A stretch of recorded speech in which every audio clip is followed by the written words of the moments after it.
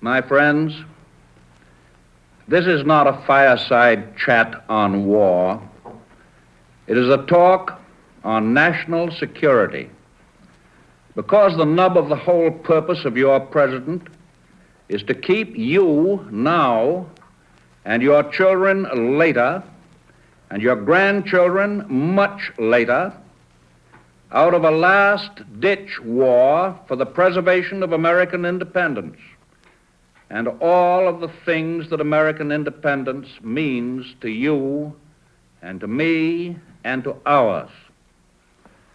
Tonight, in the presence of a world crisis, my mind goes back 8 years to a night in the midst of a domestic crisis.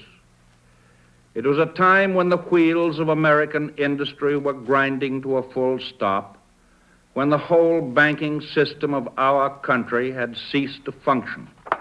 I well remember that while I sat in my study in the White House, preparing to talk with the people of the United States, I had before my eyes the picture of all those Americans with whom I was talking.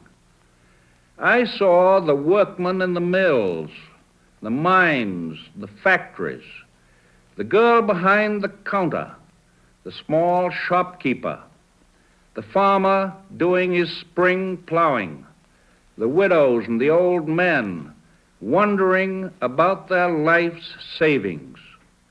I tried to convey to the great mass of American people what the banking crisis meant to them in their daily lives.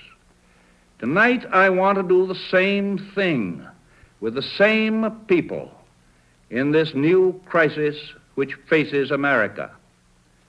We met the issue of 1933 with courage and realism. We face this new crisis, this new threat to the security of our nation, with the same courage and realism. Never before since Jamestown and Plymouth Rock has our American civilization been in such danger as now. For on September 27th, 1940, this year, by an agreement signed in Berlin, 3 powerful nations, 2 in Europe and 1 in Asia, joined themselves together in the threat that if the United States of America interfered with or blocked the expansion program of these 3 nations, a program aimed at world control, they would unite in ultimate action against the United States. The Nazi masters of Germany have made it clear that they intend not only to dominate all life and thought in their own country, but also to enslave the whole of Europe, and then to use the resources of Europe to dominate the rest of the world. It was only 3 weeks ago that their leader stated this: there are 2 worlds that stand opposed to each other. And then in defiant reply to his opponents, he said this: others are correct when they say, with this world we cannot ever reconcile ourselves. I can beat any other power in the world. So said the leader of the Nazis.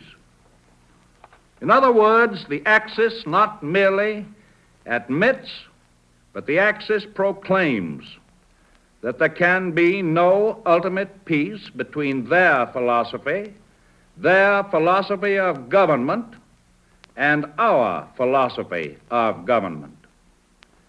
In view of the nature of this undeniable threat, it can be asserted properly and categorically that the United States has no right or reason to encourage talk of peace until the day shall come when there is a clear intention on the part of the aggressor nations to abandon all thought of dominating or conquering the world.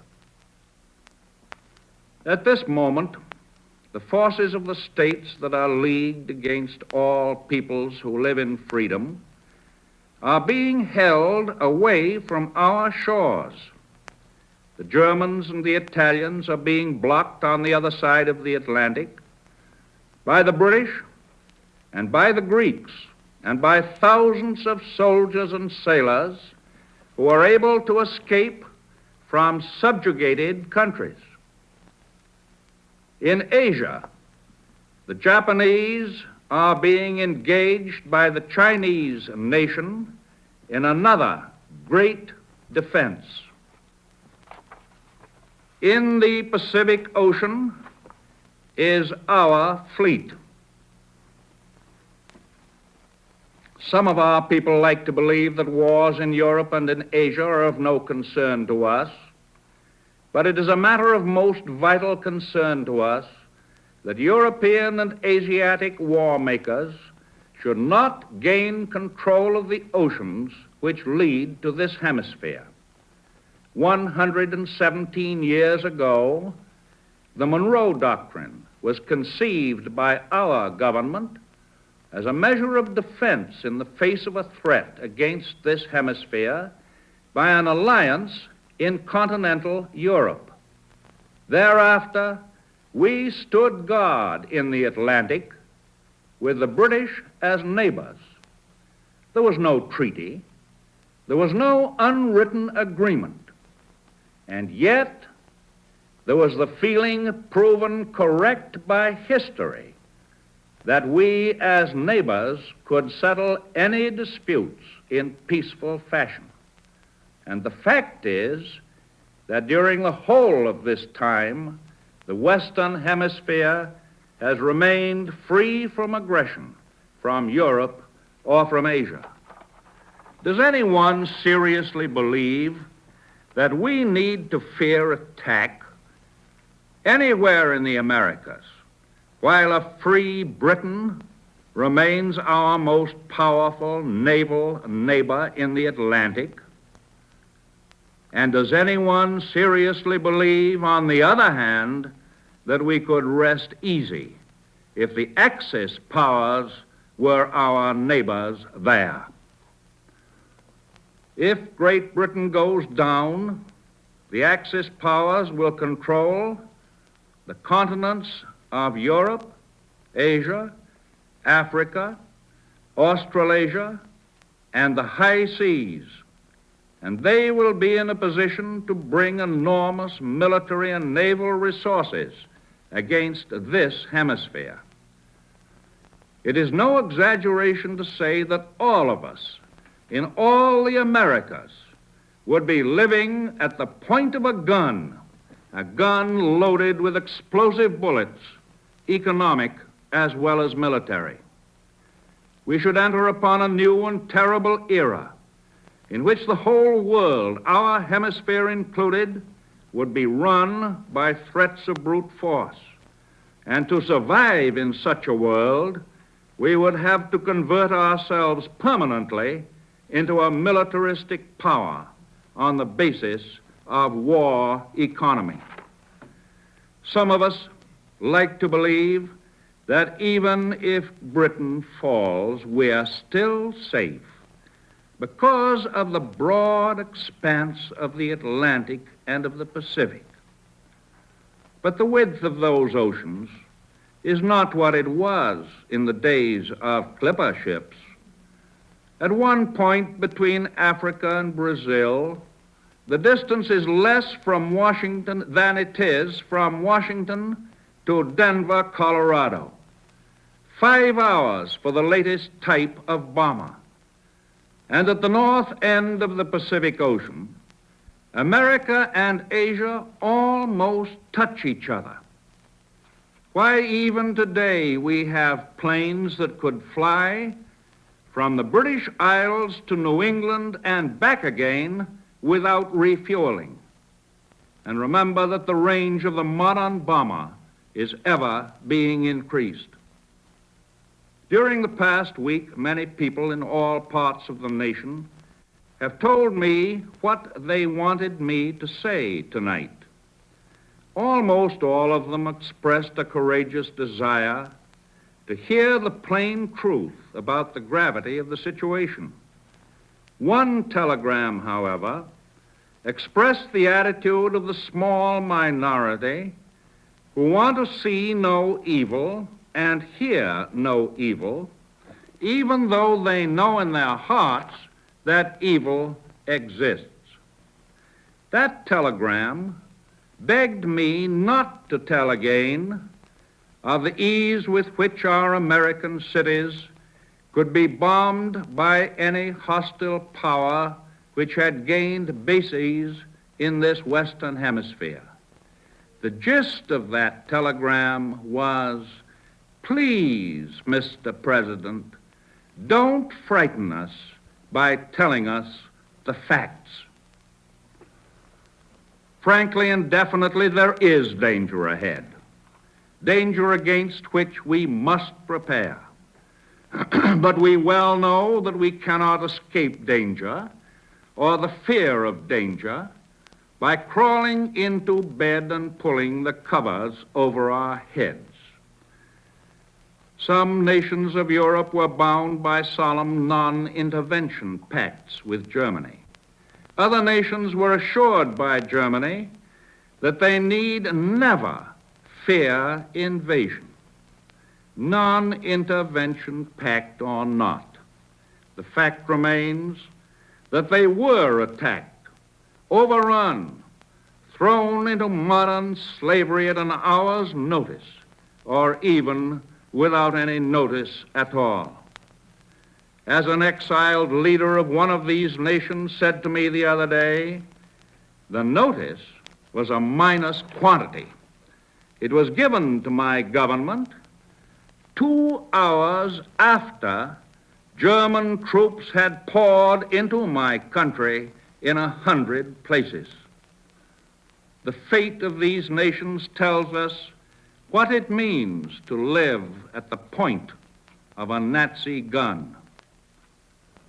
The Nazis have justified such actions by various pious frauds. One of these frauds is the claim that they are occupying a nation for the purpose of restoring order. Another is that they are occupying or controlling a nation on the excuse that they are protecting it against the aggression of somebody else. For example, Germany has said that she was occupying Belgium to save the Belgians from the British. Would she then hesitate to say to any South American country, we are occupying you to protect you from aggression by the United States? Belgium today is being used as an invasion base against Britain, now fighting for its life. And any South American country in Nazi hands would always constitute a jumping-off place for German attack on any one of the other republics of this hemisphere. Analyze for yourselves the future of 2 other places even nearer to Germany if the Nazis won. Could Ireland hold out? Would Irish freedom be permitted as an amazing pet exception in an unfree world? Or the islands of the Azores, which still fly the flag of Portugal after 5 centuries.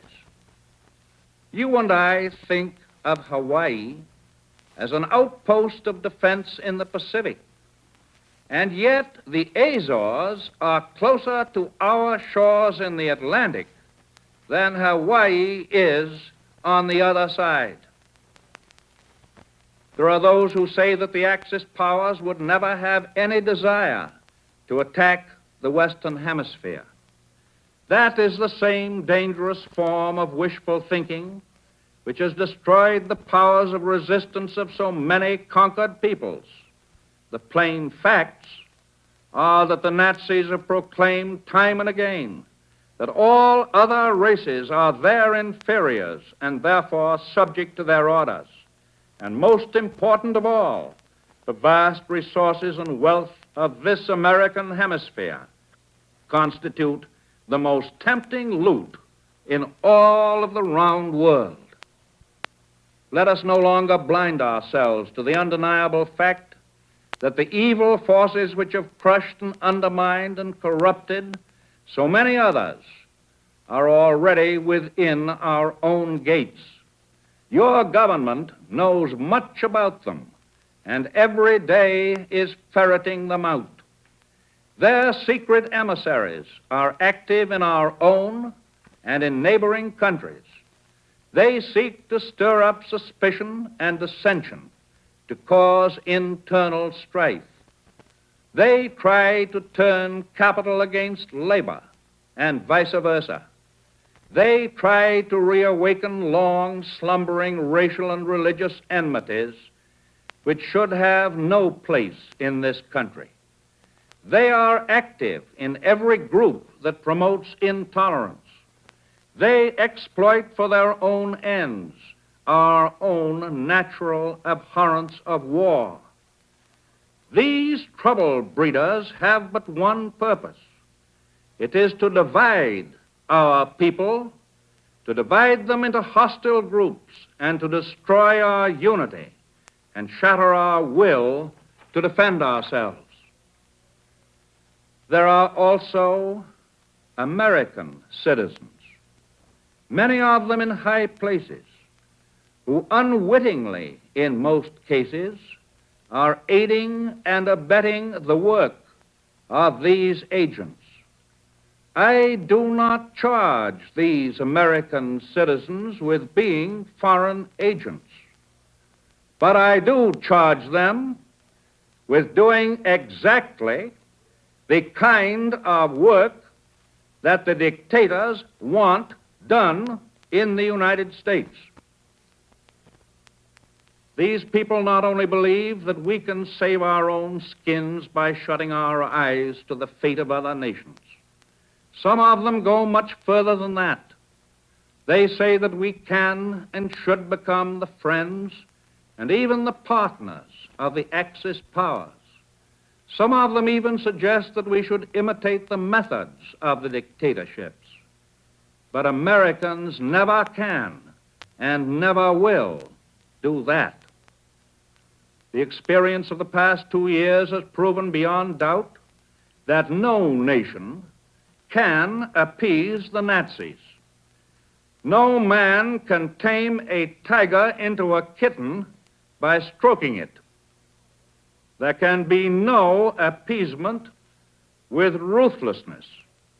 There can be no reasoning with an incendiary bomb.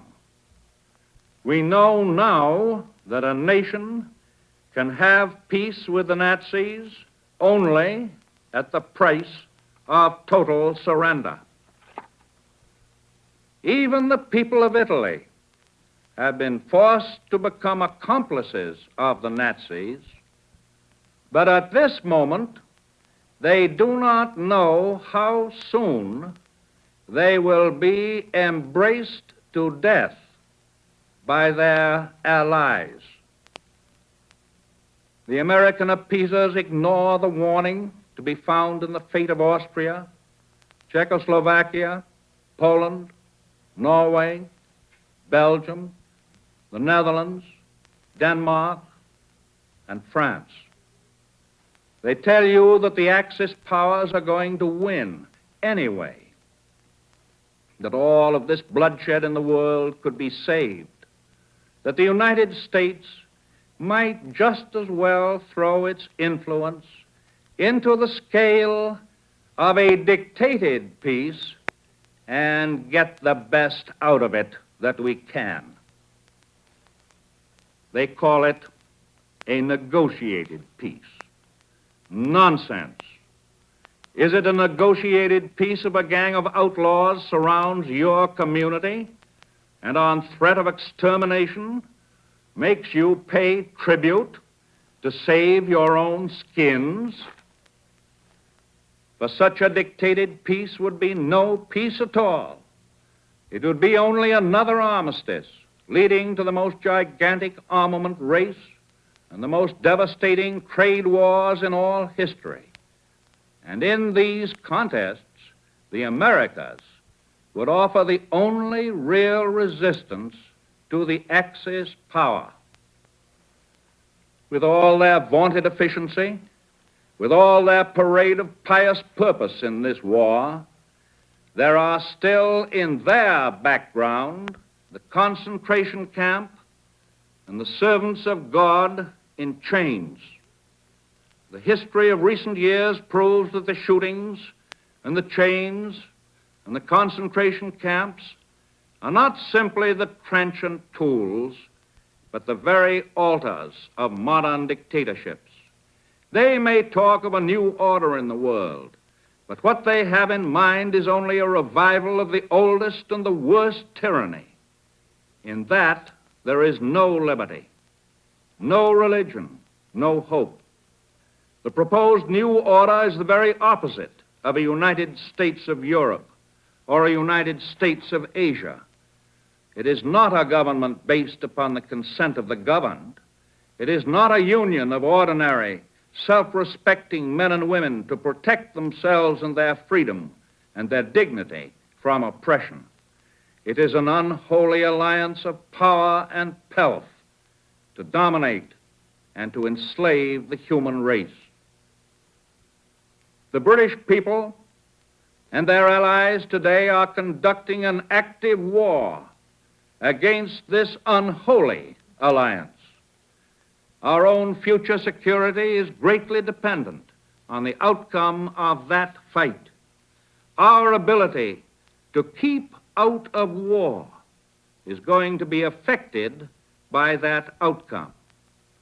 Thinking in terms of today and tomorrow, I make the direct statement to the American people that there is far less chance of the United States getting into war if we do all we can now to support the nations defending themselves against attack by the Axis than if we acquiesce in their defeat, submit tamely to an Axis victory, and wait our turn to be the object of attack in another war later on. If we are to be completely honest with ourselves, we must admit that there is risk in any course we may take. But I deeply believe that the great majority of our people agree that the course that I advocate involves the least risk now and the greatest hope for world peace in the future. The people of Europe who are defending themselves do not ask us to do their fighting.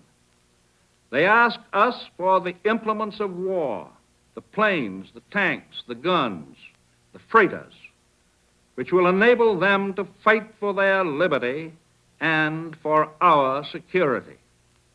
Emphatically, we must get these weapons to them. Get them to them in sufficient volume and quickly enough so that we and our children will be saved the agony and suffering of war which others have had to endure. Let not the defeatists tell us that it is too late. It will never be earlier. Tomorrow will be later than today. Certain facts are self-evident. In a military sense, Great Britain and the British Empire are today the spearhead of resistance to world conquest, and they are putting up a fight which will live forever in the story of human gallantry. There is no demand for sending an American expeditionary force outside our own borders. There is no intention by any member of your government to send such a force. You can, therefore, nail any talk about sending armies to Europe as deliberate untruth. Our national policy is not directed toward war. Its sole purpose is to keep war away from our country and away from our people. Democracy's fight against world conquest is being greatly aided and must be more greatly aided by the rearmament of the United States and by sending every ounce and every ton of munitions and supplies that we can possibly spare to help the defenders who are in the front lines. And it is no more unneutral for us to do that than it is for Sweden, Russia, and other nations near Germany to send steel and ore and oil and other war materials into Germany every day in the week. We are planning our own defense with the utmost urgency, and in its vast scale we must integrate the war needs of Britain and the other free nations which are resisting aggression. This is not a matter of sentiment or of controversial personal opinion. It is a matter of realistic, practical military policy based on the advice of our military experts who are in close touch with existing warfare. These military and naval experts and the members of the Congress and the administration have a single-minded purpose: the defense of the United States. This nation is making a great effort to produce everything that is necessary in this emergency and with all possible speed. And this great effort requires great sacrifice. I would ask no one to defend a democracy which in turn would not defend everyone in the nation against want and privation. The strength of this nation shall not be diluted by the failure of the government to protect the economic well-being of its citizens. If our capacity to produce is limited by machines, it must ever be remembered that these machines are operated by the skill and the stamina of the workers. As the government is determined to protect the rights of the workers, so the nation has a right to expect that the men who man the machines will discharge their full responsibilities to the urgent needs of defense. The worker possesses the same human dignity and is entitled to the same security of position as the engineer or the manager or the owner. For the workers provide the human power that turns out the destroyers and the planes and the tanks. The nation expects our defense industries to continue operation without interruption by strikes or lockouts. It expects and insists that management and workers will reconcile their differences by voluntary or legal means to continue to produce the supplies that are so sorely needed. And on the economic side of our great defense program, we are, as you know, bending every effort to maintain stability of prices, and with that, the stability of the cost of living. 9 days ago, I announced the setting up of a more effective organization to direct our gigantic efforts to increase the production of munitions. The appropriation of vast sums of money and a well-coordinated executive direction of our defense efforts are not in themselves enough. Guns, planes, ships, and many other things have to be built in the factories and the arsenals of America. They have to be produced by workers and managers and engineers with the aid of machines which in turn have to be built by hundreds of thousands of workers throughout the land. In this great work, there has been splendid cooperation between the government and industry and labor, and I am very thankful. American industrial genius, unmatched throughout all the world in the solution of production problems, has been called upon to bring its resources and its talents into action. Manufacturers of watches, of farm implements, of linotypes and cash registers, and automobiles and sewing machines and lawn mowers and locomotives are now making fuses and bomb-packing crates and telescope mounts and shells and pistols and tanks. But all of our present efforts are not enough. We must have more ships, more guns, more planes, more of everything. And this can be accomplished only if we discard the notion of business as usual. This job cannot be done merely by superimposing on the existing productive facilities the added requirements of the nation for defense. Our defense efforts must not be blocked by those who fear the future consequences of surplus plant capacity. The possible consequences of failure of our defense efforts now are much more to be feared. And after the present needs of our defense are past, a proper handling of the country's peacetime needs will require all of the new productive capacity, if not still more.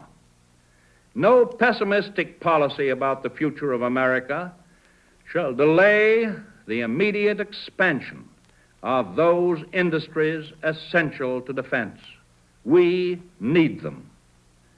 I want to make it clear that it is the purpose of the nation to build now with all possible speed every machine, every arsenal, every factory that we need to manufacture our defense material. We have the men, the skill, the wealth, and above all, the will.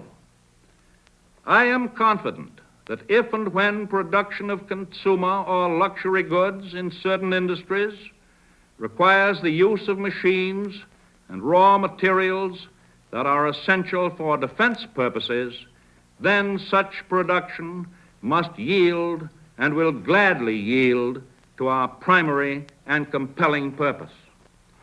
So I appeal to the owners of plants, to the managers, to the workers, to our own government employees, to put every ounce of effort into producing these munitions swiftly and without stint. With this appeal, I give you the pledge that all of us who are officers of your government will devote ourselves to the same wholehearted extent to the great task that lies ahead. As planes and ships and guns and shells are produced, your government, with its defense experts, can then determine how best to use them to defend this hemisphere. The decision as to how much shall be sent abroad and how much shall remain at home must be made on the basis of our overall military necessities. We must be the great arsenal of democracy. For us, this is an emergency as serious as war itself. We must apply ourselves to our task with the same resolution, the same sense of urgency, the same spirit of patriotism and sacrifice as we would show were we at war. We have furnished the British great material support, and we will furnish far more in the future. There will be no bottlenecks in our determination to aid Great Britain. No dictator, no combination of dictators will weaken that determination by threats of how they will construe that determination. The British have received invaluable military support from the heroic Greek army and from the forces of all the governments in exile. Their strength is growing. It is the strength of men and women who value their freedom more highly than they value their lives. I believe that the Axis powers are not going to win this war. I base that belief on the latest and best of information. We have no excuse for defeatism. We have every good reason for hope. Hope for peace, yes, and hope for the defense of our civilization and for the building of a better civilization in the future. I have the profound conviction that the American people are now determined to put forth a mightier effort than they have ever yet made to increase our production of all the implements of defense to meet the threat to our democratic faith. As President of the United States, I call for that national effort. I call for it in the name of this nation which we love and honor, and which we are privileged and proud to serve. I call upon our people with absolute confidence that our common cause will greatly succeed.